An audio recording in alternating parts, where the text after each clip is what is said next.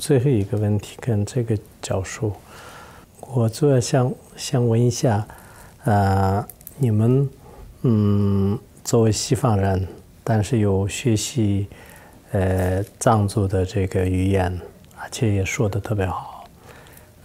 我们现在不管是在国外的很多藏族，有些他们也不太会藏语和藏文，就一代一代的，就是最后都只说英语，就是不会说的。然后国内的很多藏族的话呢，慢慢做就比较知道，我们有很多都不太会说藏语，就是也说其他民族的这个语言的，就是这样就越来越严重。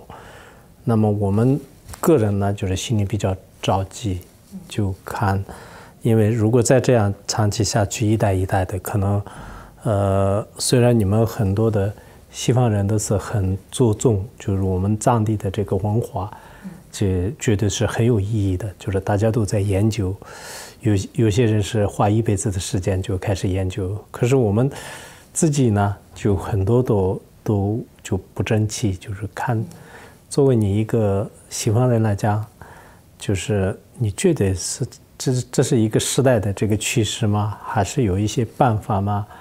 就是怎么，我是比较怎么讲，就是比较很着急，但是呢也找不到一个办法。你觉得这个怎么看待呢？ Well,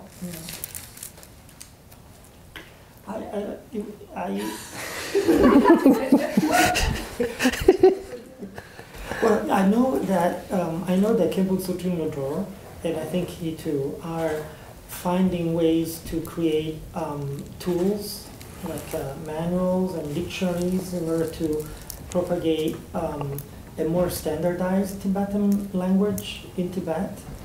And I know that in Tibet, Khenpo Sutrin Lodro has created a kind of a study group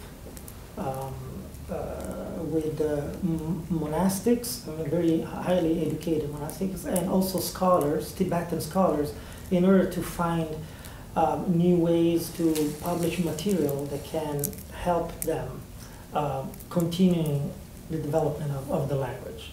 I think one challenge, as he probably knows very well, is that in China, it's important to study Chinese, and so that also creates sometimes, distractions to develop their own language and also develop the language as a tool to advance professionally, intellectually, because Chinese is so important. I think many Tibetans dedicate a lot of time to study the language that will give them a job or more opportunities. And so I think these two problems can create some hindrance, some obstacles. But I have to say that I see many young Tibetans coming from Tibet. There are more and more, and they're very serious. Their language skills are very high because they're technically bilingual, fluent in Chinese and Tibetan, and also in English.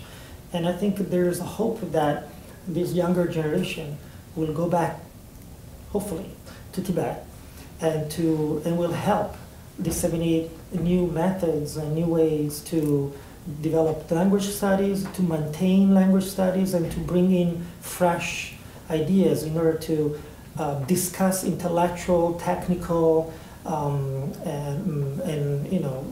disciplines with the newly enriched Tibetan language. There are many answers to that question, but I think this is the one that, from the top of my head, came up first, and I hope that is helpful. Can I add something to this?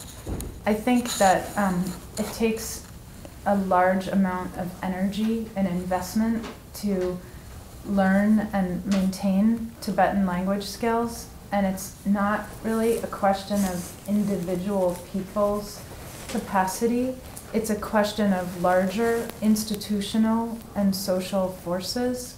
For example, here, our students receive funding in order to be able to focus full-time on learning, and without that, they would be working and wouldn't be able to go to classes and study so hard. And I myself have applied to many different foundations and public-private foundations and grants in order to receive funding to study. And I know that's true for everyone in academia. So it takes social structures, universities, cities, towns. It's that kind of institutional issue to maintain a language, not a matter of personal motivation or inclination. That's not enough alone. So at 4 o'clock, there's another event, and so unfortunately we have to end because this was actually really very fascinating, so I regret needing to end.